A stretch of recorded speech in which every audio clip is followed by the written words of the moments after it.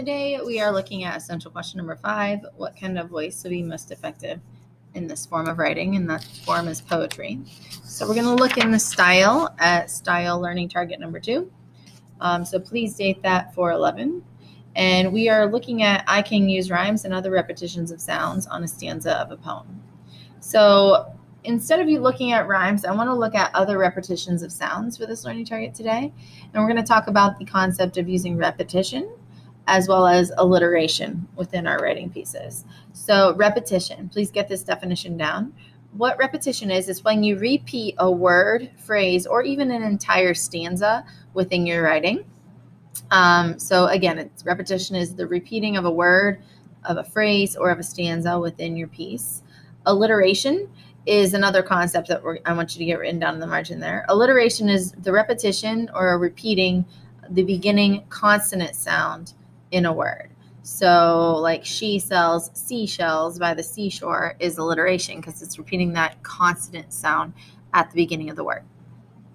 To look at alliteration first, we see in The Sound of Silence, which is the piece that we've already listened to, that even the subject or the title itself, Sound of Silence, is repetition of that S sound.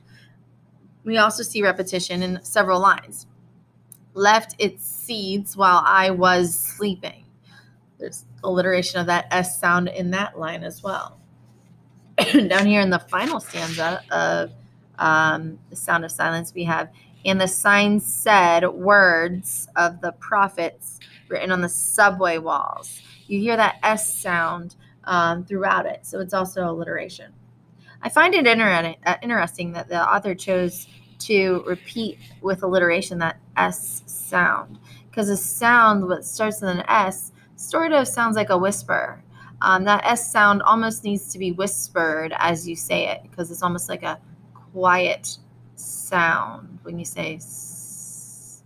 We even use that S sound at the beginning of the word shh when we are telling people to get quiet. So I kind of wonder if the reason the author chose to use alliteration with the sound of silence is because using that S word with alliteration sort of forces you to use repetition within it.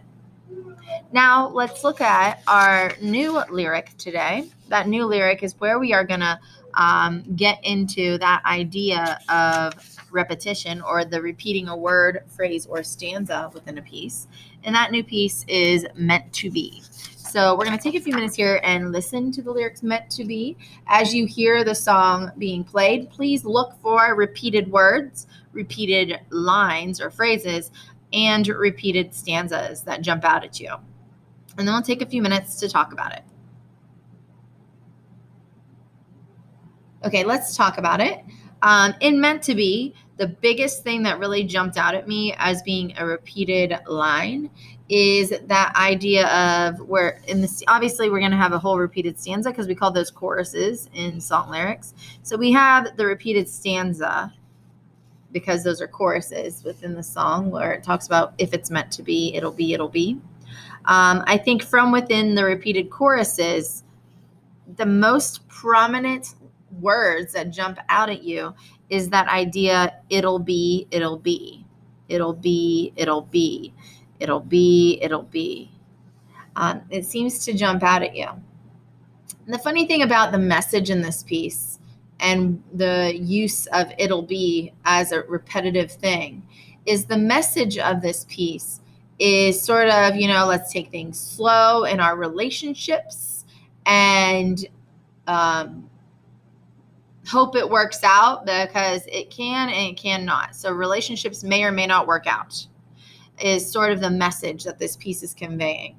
So although the message is relationships may or may not work out,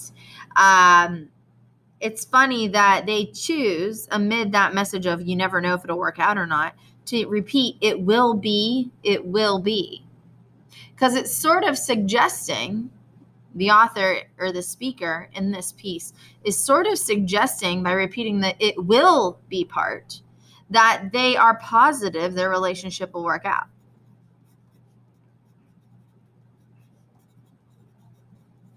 So even in a message where the message is simply we don't know or not. You never know. Let's just go with it and see if it works for us. They're still positive and confident that it will. So it gives this piece more of a positive vibe about relationships because they simply repeat, it will be, it will be, it will be. When they could have said, we never know, we never know, we don't know, we don't know, which would give you more of a negative vibe. But it doesn't say that. It repeats, it will be, it will be. I think it also is interesting to note the title of this piece is meant to be, not if we're meant to be. So it does reaffirm that this couple, although they're questioning whether or not the relationship will work, the title, as well as that repetitive line or repetitive phrase, it will be, they're positive that this relationship will work. So we have that hidden message within a song that's overall, the message is we never know if relationships will work out, but let's give it a shot anyhow. And as they do that, they're still positive that it will through their repetition of those lines.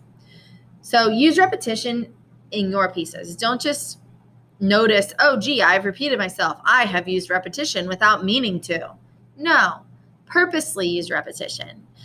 See where you can embed something within your piece that showcases the message you are hoping to convey to your reader, and use repetition for that.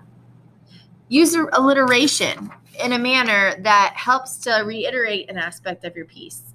Kind of like how in The Sound of Silence, they reiterate that hush quality by the use of alliteration. So use alliteration and repetition within yours purposefully, not just because, hey, look, I accidentally did it. No, let's do it on purpose. Go ahead and get ready.